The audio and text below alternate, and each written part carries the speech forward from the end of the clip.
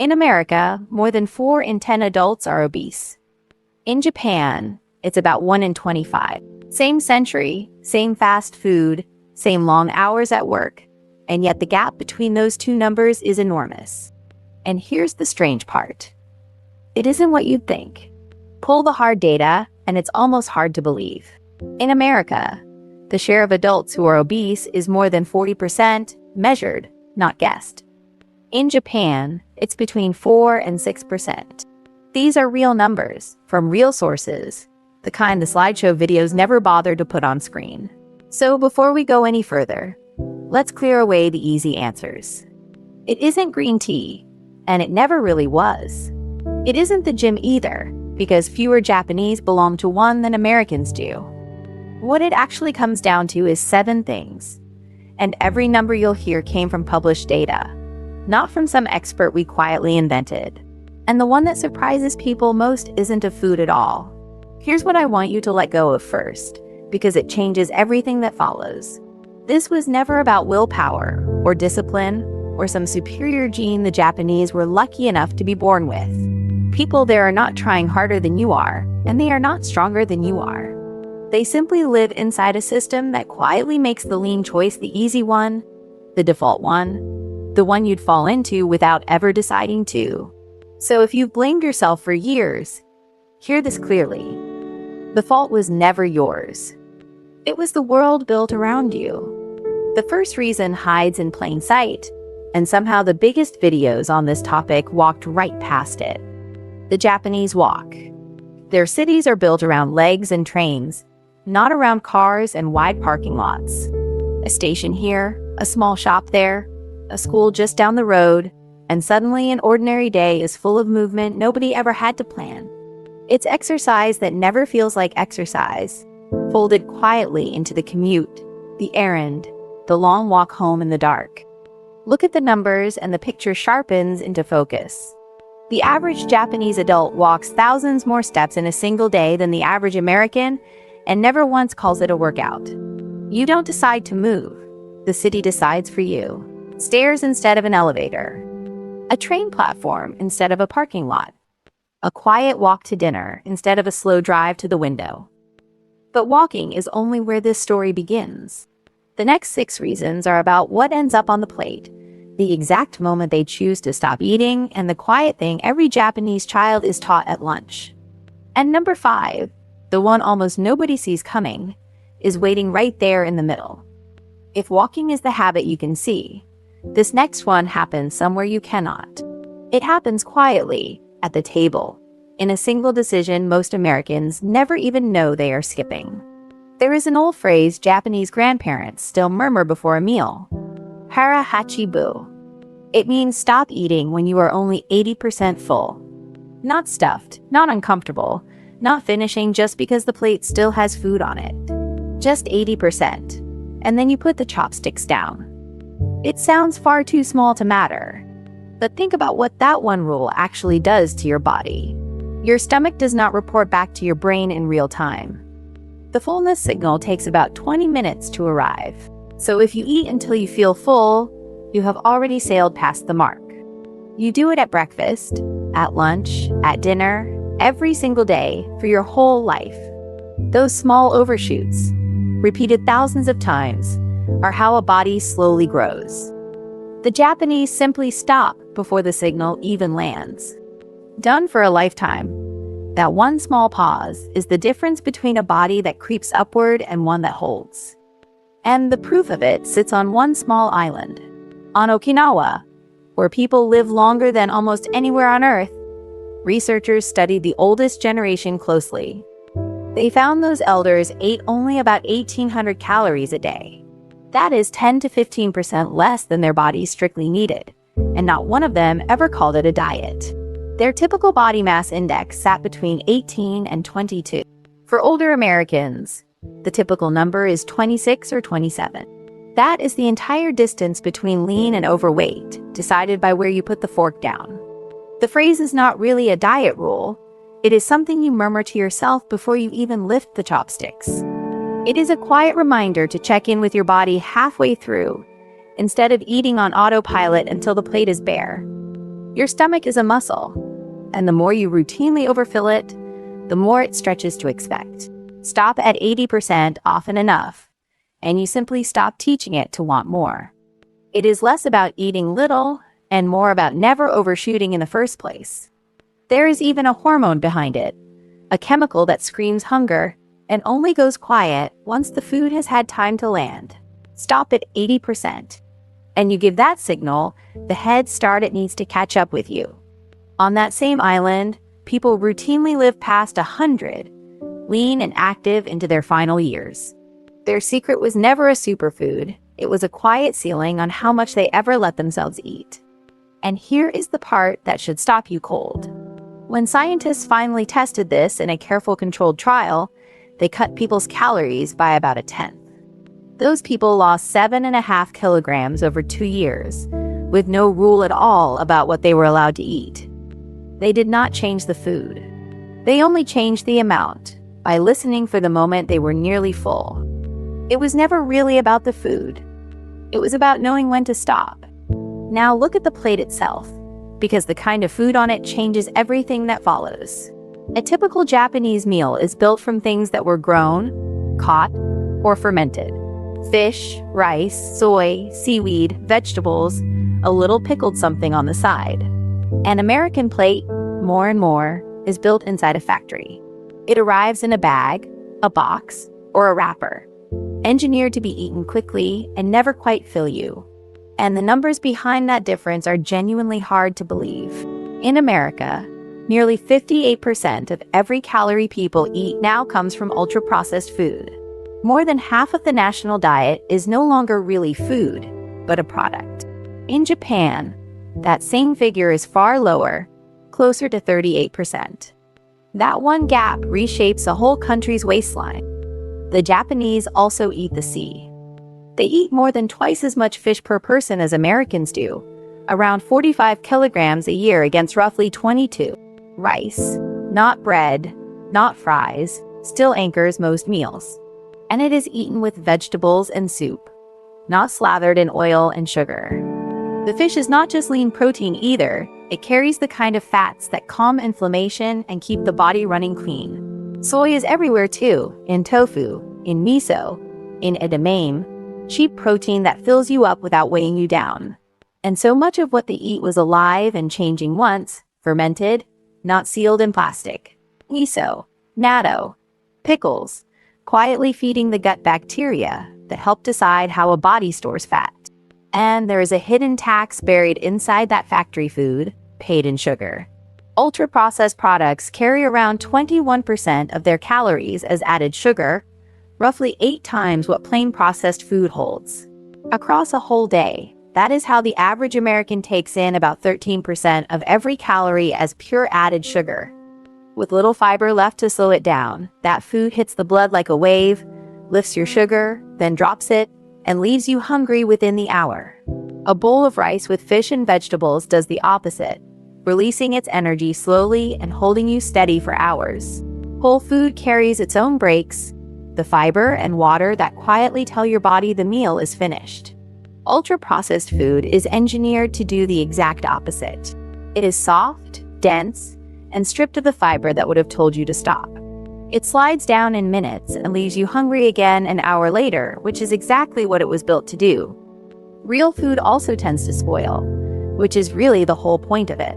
Much of what fills an American pantry can sit on a shelf for a year because it was built to survive, not to nourish. The closer a food is to the farm or the sea, the harder it is to overeat.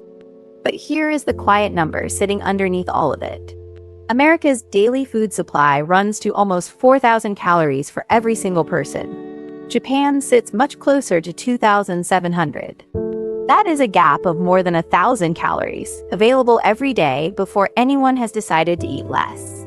A single Japanese meal often spreads across many small dishes, a little fish, a little veg, a little of several vegetables. That variety fills the plate with color and the body with nutrients, without ever filling it with excess. When the easy food around you is lighter, you do not have to fight your own kitchen. None of this takes willpower. It is just what normal, ordinary food happens to be. The fourth habit is not about what they eat, but how much of it arrives in front of them. A Japanese meal comes in many small dishes, each one holding just a little. The portion is decided in the kitchen, long before the food ever reaches you. By the time it is on the table, the amount is simply settled, and nobody is going back for seconds. In America, the plate did the opposite and kept growing. The average dinner plate widened by almost a quarter over the last century, from about 9 inches across to nearly 12. And a bigger plate is a quiet instruction to put more on it. Some everyday American portions now run hundreds of % over the official serving size. A single bakery cookie can be 7 times the size the guidelines ever imagined. And it is not just the cookie. Restaurant pasta now lands at nearly 6 times the official serving, while steaks and muffins routinely run 3 to 4 times oversized.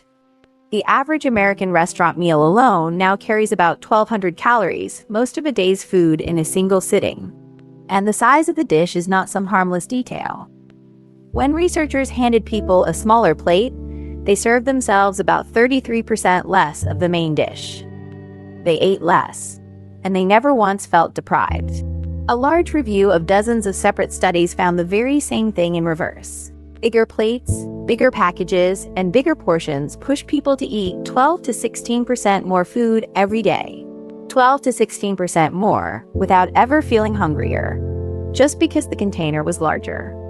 There is even a quirk of the eye behind it. The same amount of food looks generous on a small plate and lonely on a large one. So a big plate begs to be filled, and then dares you to leave anything behind. And many Americans were taught, young, to clean the plate no matter how big it got. A bigger container does not just hold more, it quietly resets what a normal amount even looks like.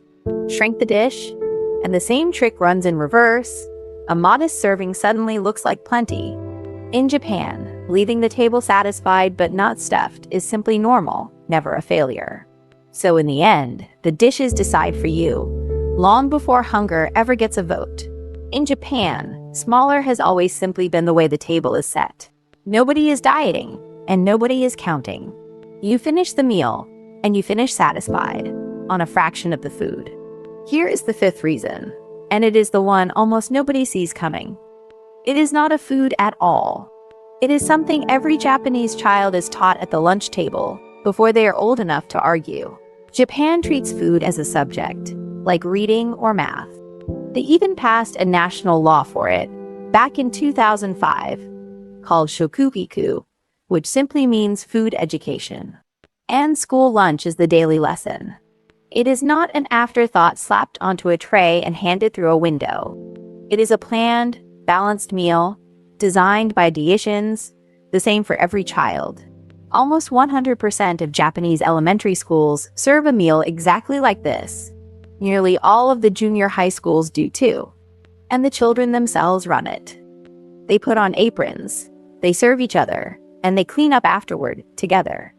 They learn what a real meal looks like, and what enough feels like, before the world can teach them otherwise. There is no separate cafeteria, and no tray shoved through a hatch. The teacher sits and eats the very same meal, at the front of the very same room. Some schools even grow the vegetables, and the children help cook and carry them. Food here is not a treat or a reward. It is a lesson repeated 1,000 quiet times. 2 years later, in 2007, Japan went further and built a system of licensed diet and nutrition teachers. These are not lunch staff. They are trained educators whose entire job is teaching children how to eat. There is no separate junk line and no daily choice to get wrong. The healthy meal is simply the only meal. A child learns to taste it, serve it, and stop, long before they are old enough to choose a fast food window. Now compare that to where an American childhood begins. Lunch is often something fried, something sweet, and a carton of something sweeter. And nearly 20% of American children already have obesity. 1 in 5, before they have even finished growing up. That is almost 15 million American children, already carrying a weight problem before adulthood even begins.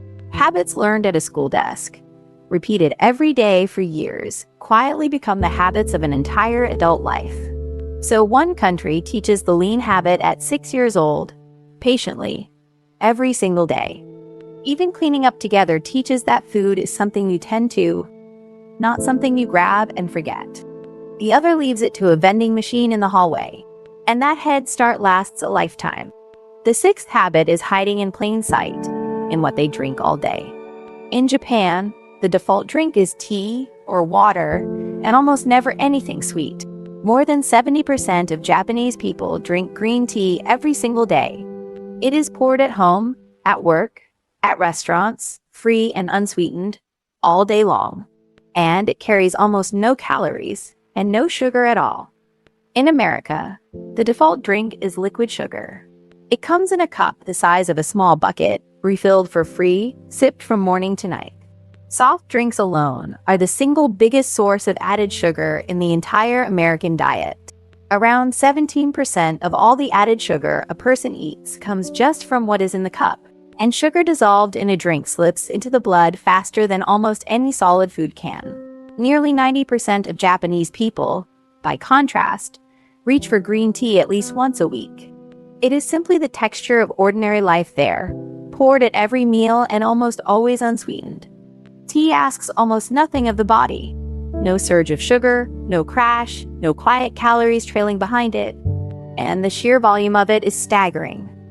The average American drinks about 154 liters of soda a year. That is a bathtub of sweetened liquid, swallowed without a single thought. And in America, the cup is built to never run empty. Free refills turn one drink into 4 across an afternoon, and almost nobody notices. Even the vending machines tell the story. Japan's line the streets too. But half of what is inside is unsweetened tea and plain water. Picture that habit stretched across an entire year, cup after cup of liquid sugar every single day. Now picture a year of green tea in its place, almost no sugar, and almost no calories at all. Same cup in the hand, same daily ritual, a wildly different body at the end of the year. And here is the cruel part of drinking your calories. A drink does not fill you up the way real food does. So all of that sugar simply stacks on top of everything else you eat. The drink in your hand may be the single easiest habit to change in this entire list. You do not cook anything differently, you do not eat anything differently, you only change what is in the cup. Switch the cup, and you erase hundreds of calories a day, and never miss them. A child raised on water and tea simply never builds the taste for liquid sugar in the first place. In Japan, the cup in your hand is quietly working for you, not against you. The last habit is not on the plate at all, but in the way they sit down to it. The Japanese tend to eat slowly, at set times, sitting down and together.